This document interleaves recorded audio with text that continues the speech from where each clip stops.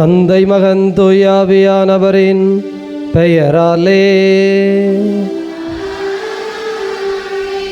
நம் ஆண்டவராகிய இயேசு கிறிஸ்துவின் அருளும் கடவுளின் அன்பும் தூயாவியானவரின் நட்புறவும் உங்கள் அனைவரோடும் இருப்பதாக.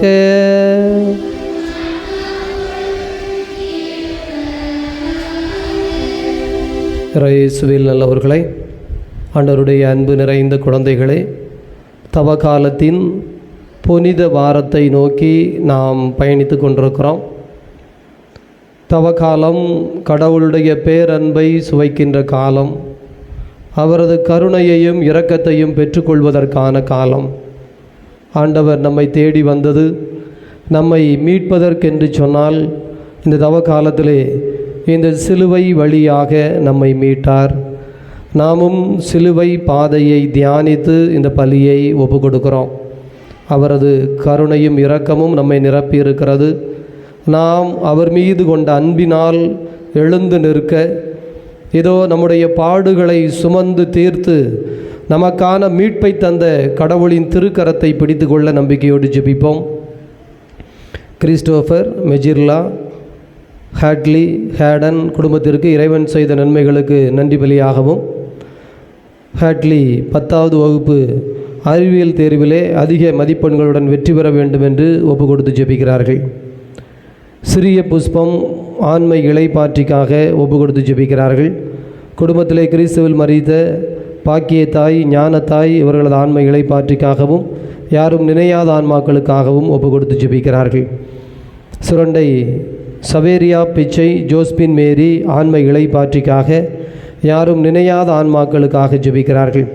கைத்தாறு பன்னீர்குளம் பகவதி குடும்பத்திற்கு இறைவன் செய்த நன்மைகளுக்கு நன்றியாகவும், பகவதி அவர்களது திருமண காரியம் விரைவில் நடைபெற வேண்டும் என்றும், வேலை வாய்ப்பை ஆண்டவர் உறுதி செய்ய வேண்டும் என்றும், தீய சக்திகளிடமிருந்து விடுதலை கிடைக்க வேண்டும் என்றும், ராமச்சந்திரன் கிறிஸ்துவுக்குள் வர வேண்டும் என்றும், குடிப்பழக்கத்திலிருந்து விடுதலை பெற வேண்டும் என்றும் ஜெபிக்கிறார்கள். சேவியர் அந்தோணி, மரிய மங்கலம், அந்தோணி ராயப்பன் இவர்களது ஆண்மை இளைப்பாற்றிக்காக ஜெபிக்கிறார்கள். ஆண்டவருடைய அன்பு குழந்தைகளே, நாமும் இறையருள் பெற்றுக்கொள்வதற்காக நம்பிக்கையோடு ஜெபிப்போம். தடையாக இருக்கிற குற்றம் குறைகளை நினைத்து மனவருந்தி மன்னிப்பு கேட்போம். எல்லாம் வல்ல இறைவனிடமும்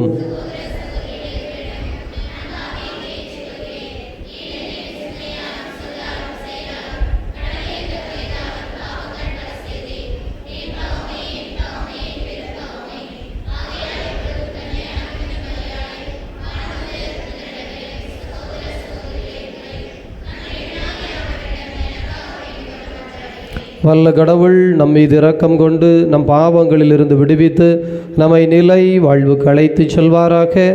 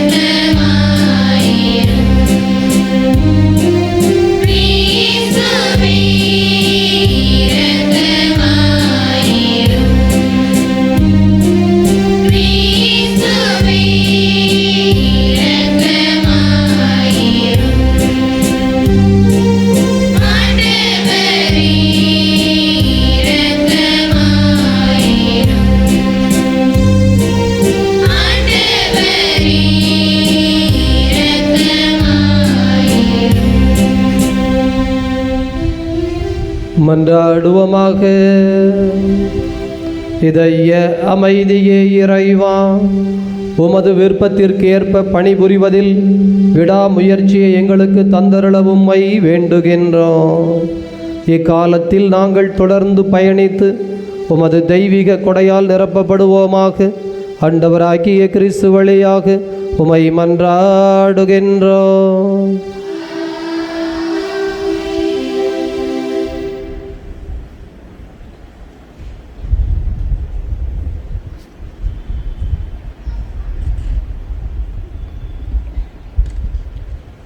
முதல் வாசகம். ஆண்டவர் வலிமை வாய்ந்த வீரரை போல என்னோடு இருக்கின்றார். இறைவாக்கினர் எரேமியா நூலிலிருந்து வாசகம். அதிகாரம் 20, இறை வார்த்தைகள் 10 முதல் 13 முடிய. அந்நாட்களில் எரேமியா கூறியது: சுற்றிலும் ஒரே திகில் என்று பலரும் பேசிக்கொள்கின்றார்கள். பழி சுமத்துங்கள், வாருங்கள், அவன் மேல் பழி சுமத்துவோம் என்கிறார்கள். என் நண்பர்கள் கூட என் வீழ்ச்சிக்காக காத்திருக்கிறார்கள். ஒருவேளை அவன் மயங்கி விடுவான், நாம் அவன் மேல் வெற்றி கொண்டு அவனை பழி தீர்த்து கொள்ளலாம் என்கிறார்கள். ஆனால் ஆண்டவர் வலிமை வாய்ந்த வீரரைப் போல என்னோடு இருக்கின்றார். எனவே என்னை துன்புறுத்துவோர் இடறி விழுவர். அவர்கள் வெற்றி கொள்ள மாட்டார்கள். அவர்கள் விவேகத்தோடு செயல்படவில்லை. அவர்களின் அவமானம் என்றும் நிலைத்திருக்கும், அது மறக்கப்படாது. படைகளின் ஆண்டவரே, நேர்மையாளரை சோதித்தறிபவரும் உள்ளுணர்வுகளையும் இதய சிந்தனைகளையும் அறிபவரும் நீரே. நீர் என் எதிரிகளை பழிவாங்குவதை நான் காண வேண்டும், ஏனெனில் என் வழக்கை உம்மிடம் எடுத்துரைத்துள்ளேன்.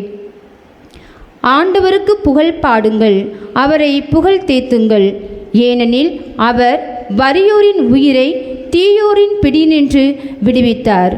இது ஆண்டவர் வழங்கும் அருள்வாக்கு.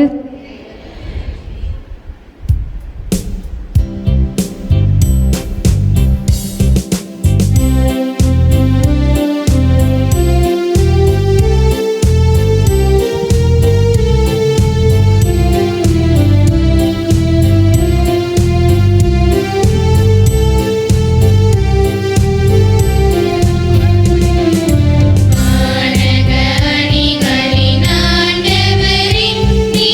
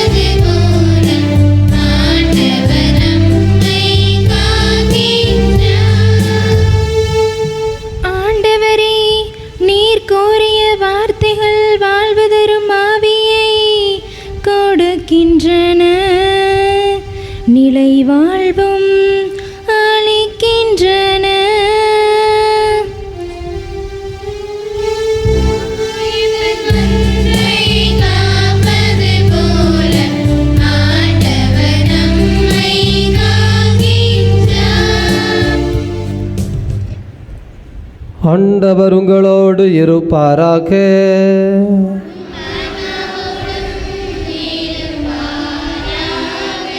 தூய யோவான் எழுதிய தூய நற்செய்தியிலிருந்து வாசகம்.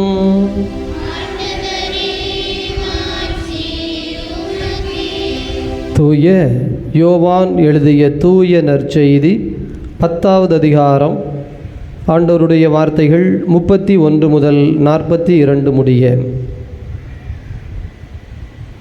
அக்காலத்தில் இயேசுவின் மேல் எரிய யூதர்கள் கற்களை எடுத்தார்கள். இயேசு அவர்களை பார்த்து, தந்தையின் சொற்படி பல நற்செயல்களை உங்கள் முன் செய்து காட்டியிருக்கின்றேன். அவற்றுள் எச்செயலுக்காக என்மேல் கல்லெறிய பார்க்கிறீர்கள் என்று கேட்டார். யூதர்கள் மறுமொழியாக, நற்செயல்களுக்காக அல்ல, இறைவனை பழித்துரைத்ததற்காகவே உன்மேல் கல்லெறிகின்றோம். ஏனெனில் மனிதனாகிய நீ உன்னையே கடவுளாக்கி கொள்கிறாய் என்றார்கள்.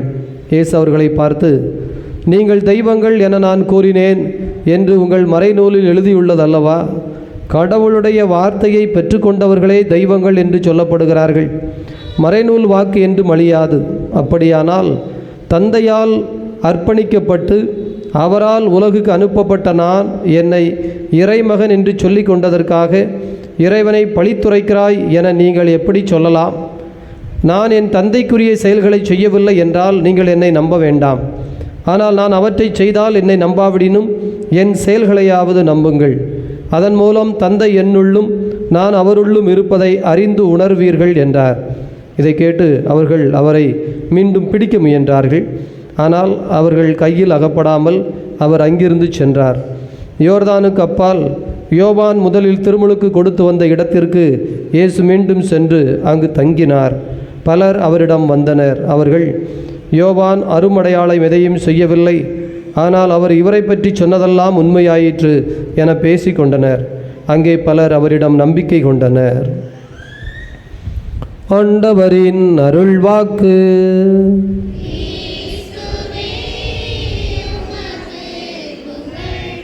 நற்செய்தி வாக்கினால் நம் பாவங்கள் அகல்வனவாக. எரேமியா புத்தகம் 20வது அதிகாரம். எரேமியா நமக்கு அழகான ஒரு தவக்கால சிந்தனையை கொடுக்கின்றார். பிரியமானவர்களே, என்னுடைய வழக்கை நான் ஆண்டவரிடம் எடுத்துரைத்திருக்கின்றேன். ஏனெனில் ஆண்டவர் வலிமை வாய்ந்த வீரனைப் போல என்னோடு இருக்கின்றார். ஆண்டவருடைய அன்பு குழந்தைகளே, இந்த 2 வசனங்களும் இந்த தவக்காலத்திற்கு பொருந்துகின்ற வசனம். ஏனென்றில் ஆண்டவர் நம்மோடு இருக்கிறார் என்பதுதான் அடிப்படையான வாழ்வியல் தத்துவம். இதுதான் ஆன்மீகத்தின் ஆரம்பம். ஆண்டவரை அறியாதவர்கள், ஆண்டவரை நம்பாதவர்கள் ஆன்மீக பயணத்திற்குள் வர முடியாது. அந்த ஆன்மீக சக்தியை தங்களுடைய வாழ்க்கையிலே அவர்கள் அனுபவிக்க முடியாது, செய்ய முடியாது. எனவே ஃபர்ஸ்ட் பிரமிஸ் என்று சொல்லப்படுகிற முதல் வாக்கியம் என்னவென்றால், ஆண்டவர் என்னோடு இருக்கிறார். இதைத்தான் கிறிஸ்து பிறப்பிலே நாம் கொண்டாடுகிறோம். இம்மானுவேல் என்றால் கடவுள் நம்மோடு இருக்கிறார் என்பது பொருள். ஃபர்ஸ்ட் வரி. பிரியமானவர்களே, 2வது வரி என்னவென்றால், அப்படிப்பட்ட கடவுள், என்னோடு இருக்கின்ற கடவுள் எப்படிப்பட்டவராக இருக்கிறார்? அதைத்தான் இந்த தவக்காலம் நமக்கு உணர்த்தி கொண்டிருக்கிறது. ஆண்டவர் வலிமை மிக்கவராக இருக்கிறார், நம்மை பாதுகாக்கிறவராக இருக்கிறார், நம்மை அன்பு செய்கிறவராக இருக்கிறார். ஏன் தேவைப்பட்டால் நமக்காக போர் செய்கிறவராகவும் சாத்தானுக்கு எதிராக போர் செய்கிறவராகவும் இருக்கிறார். அந்த போர்க்களத்தில் ஒருவேளை தன்னுடைய உயிரை கொடுக்க வேண்டும் என்றால் கூட உயிரை கொடுப்பதற்கு தயாராக இருக்கிறார்.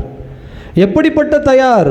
சிலுவையிலே எல்லார் கண்முன் காண இழுத்து கொண்டு போகப்பட்டு ஒரு செம்மறி ஆட்டை பலியிடுவது போல பலியிடுவதற்கென்றாலும் கூட தன்னை தருவதற்கு தயாராக இருக்கின்ற கடவுளாக இருக்கிறார்.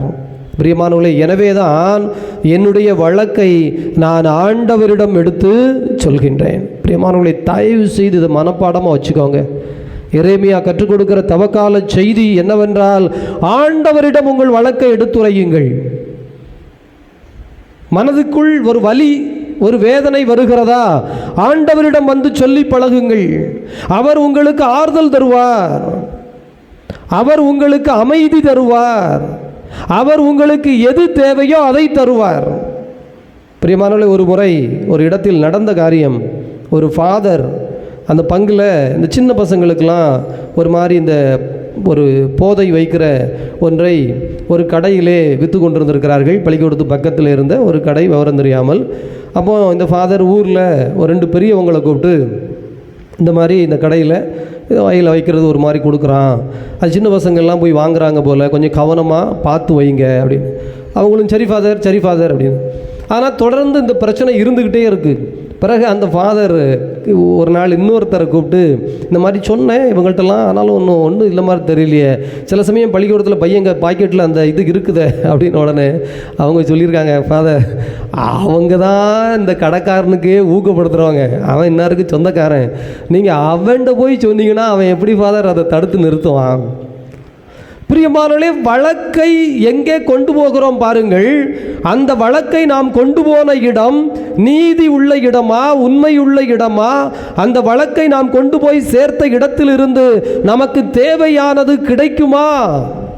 இது தெரியணும். நிறைய குடும்பத்தில் இது நடக்கிறது. ஒரு அம்மாவுக்கு பயங்கரமான குடும்ப கஷ்டம், மனப்பிரச்சனை, குடும்பத்துக்குள் பிரச்சனை மேலே பிரச்சனை ஓடிக்கொண்டே இருக்கிறது. பார்த்தீங்க அப்படின்னா பிரச்சனை முடிஞ்ச மாதிரி இல்லை, ஏன்னா ஒவ்வொன்றா விளைஞ்சிக்கிட்டே இருக்குது.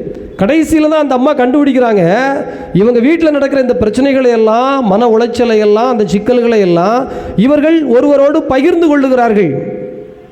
அவர்களும் இவர்களுக்கு ஆறுதல் சொல்லுகிறார்கள், ஆலோசனை சொல்லுகிறார்கள், எல்லாம் சொல்லுகிறார்கள். ஆனால் பிரச்சனை முடியலையே. ஏன் அப்படின்னா, இந்த நபர் இதை குறித்து வெளியிலே பலரோடு சொல்லி கேலி பேசுகிற, அது முடிஞ்சிருமோ? அதெல்லாம் எப்படி முடியும் அப்படின்னு சொல்லி மாற்று கருத்துக்களை, மாற்று விஷயங்களை பரப்பி கொண்டே இருந்திருக்கிறார்.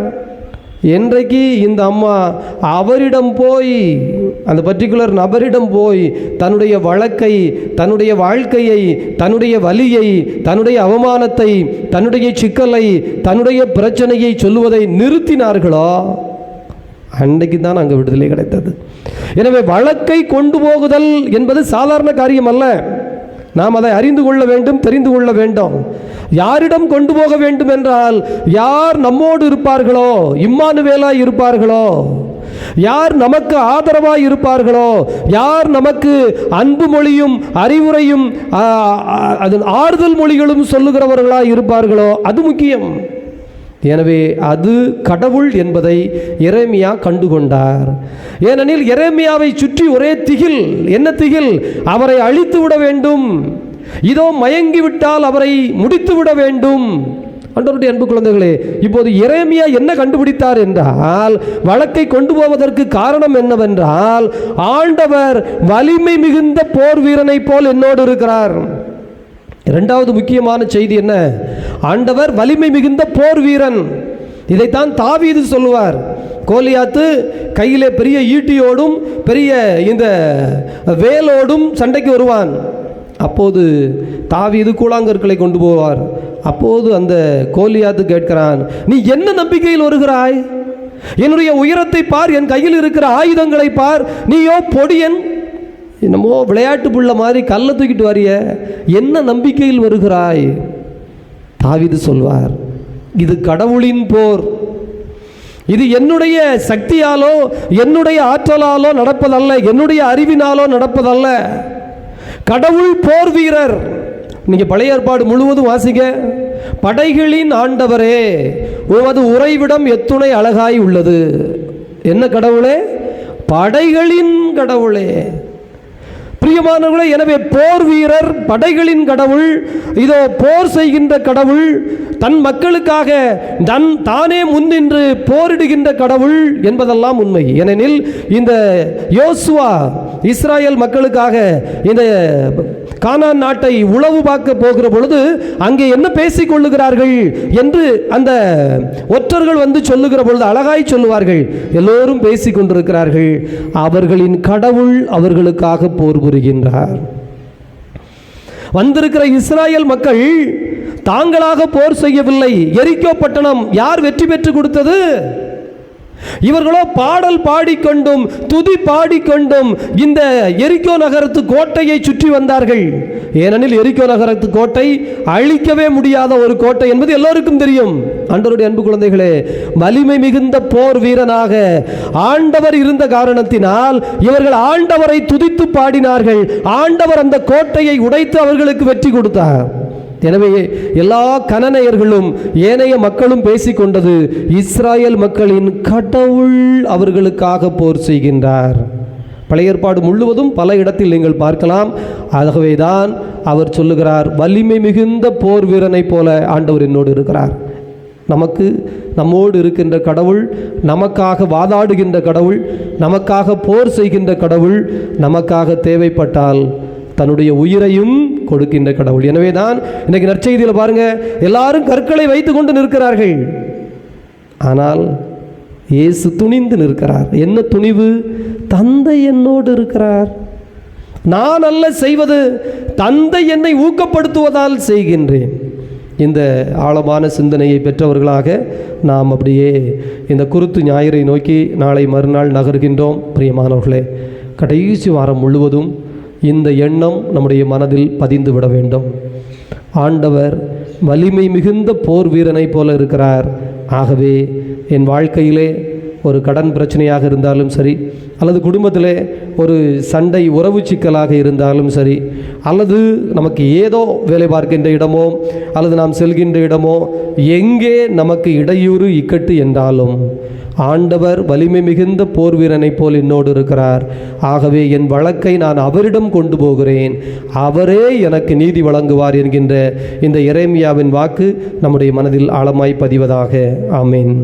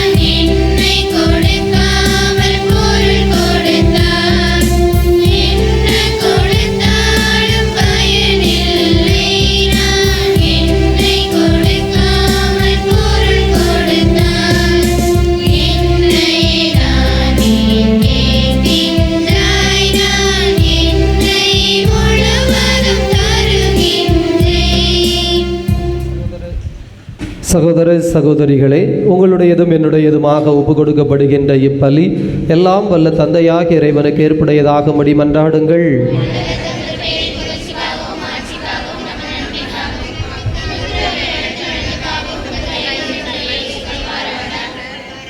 இதய அமைதியை இறைவா, இத்தகைய தெய்வீக திருப்பலியை உமது பாதத்தில் திருவருள் சாதனமாக ஒப்பு கொடுக்கிறோம். இக்காணிக்கைகள் எங்களுக்கு வாழ்வளிக்கும் அருள் சாதனமாய் மாறுவதாக ஆண்டவராகிய கிறிஸ்து வழியாக உமை மன்றாடுகின்றோம்.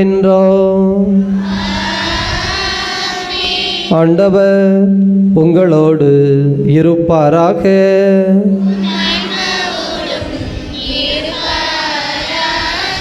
இதயங்களை மேலே எழுப்புங்கள். நம் இறைவனாகிய ஆண்டவருக்கு நன்றி கூறுவோம்.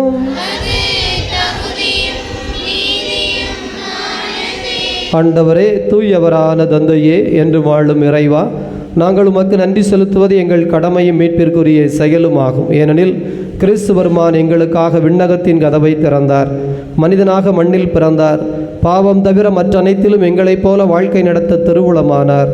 இறுதியில் சிலுவையில் சாவை வென்று உயிர்ப்பு உண்டென்று விளங்கச் செய்தார். ஆகவே விண்ணகத் தூதரோடு இணைந்து போற்றி புகழ்ந்து அக்களித்து நாங்கள் பாடுவதாவது: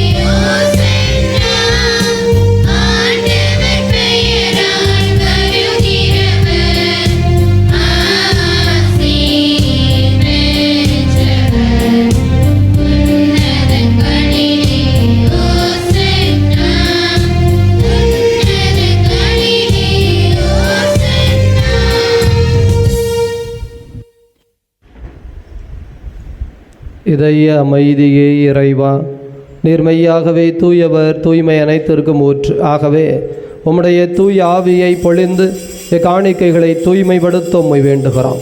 எங்கள் ஆண்டவர் இயேசு கிறிஸ்துவின் உடலும் இரத்தமுமாக எங்களுக்கு இவை மாறுவனவாக. அவர் பாடுபட உளம் கனிந்து தம்மை கையளித்த போது அப்பத்தை எடுத்து நன்றி செலுத்தி அதை பெற்று தம் சீடர்களுக்கு அளித்து அவர் கூறியதாவது: அனைவரும் இதிலிருந்து பெற்று உண்ணுங்கள், ஏனெனில் இது உங்களுக்காக கையளிக்கப்படும் என் உடல்.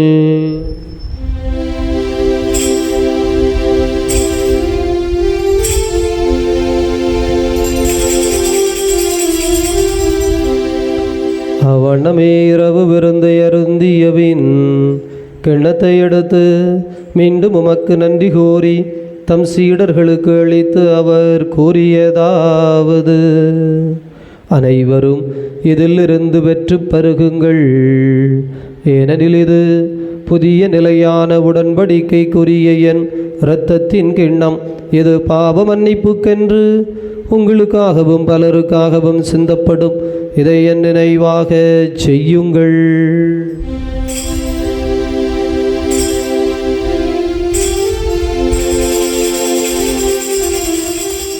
நம்பிக்கையின் மறை பொருள்.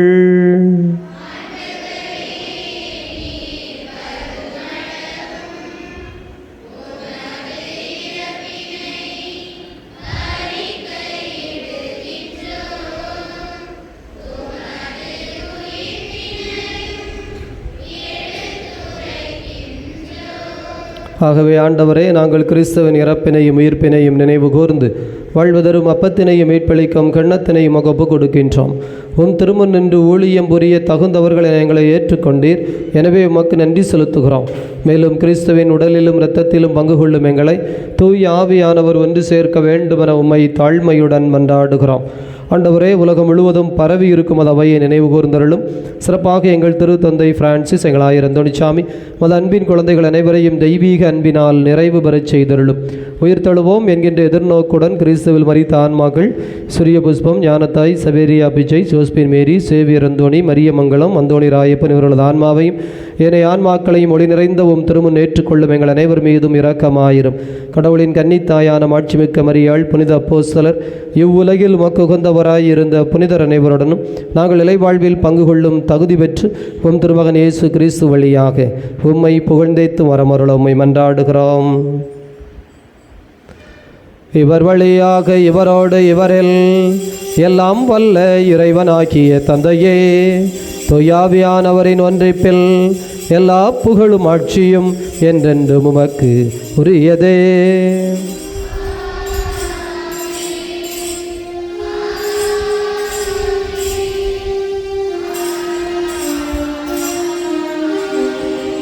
நம் ஆண்டவர் இயேசு கிறிஸ்து ஜெபிக்க கற்றுக் கொடுத்தார். நம்பிக்கையோடு ஜெபிப்போம்.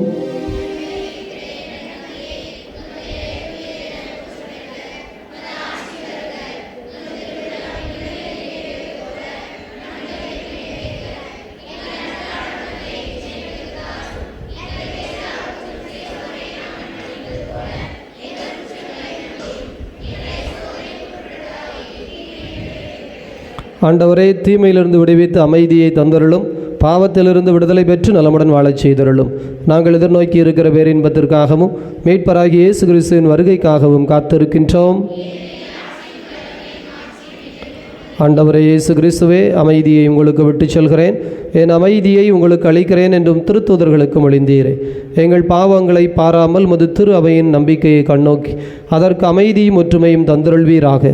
என்றென்றும் வாழ்ந்து ஆட்சி செய்கின்றவர் நீரே. ஆண்டவருடைய அமைதி உங்களோடு என்றும் இருப்பதாக.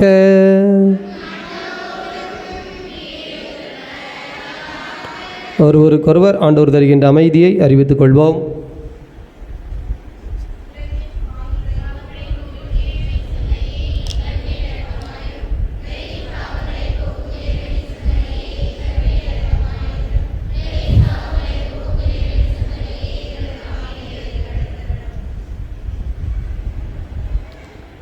இதோ இறைவனின் செம்மறி, இவரே உலகின் பாவங்களை போக்குகின்ற தெய்வம்.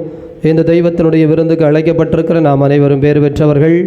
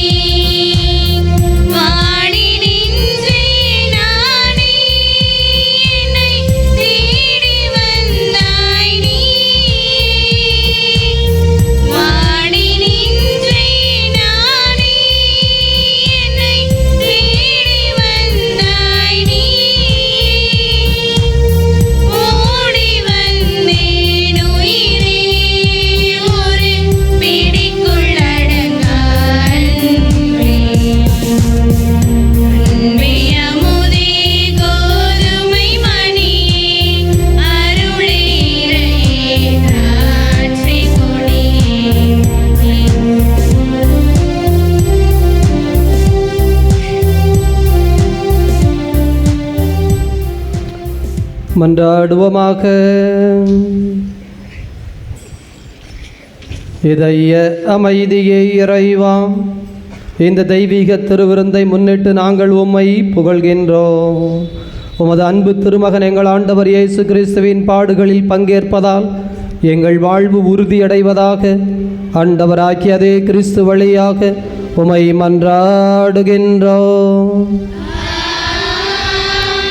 ஆண்டவர் உங்களோடு இருப்பாராக.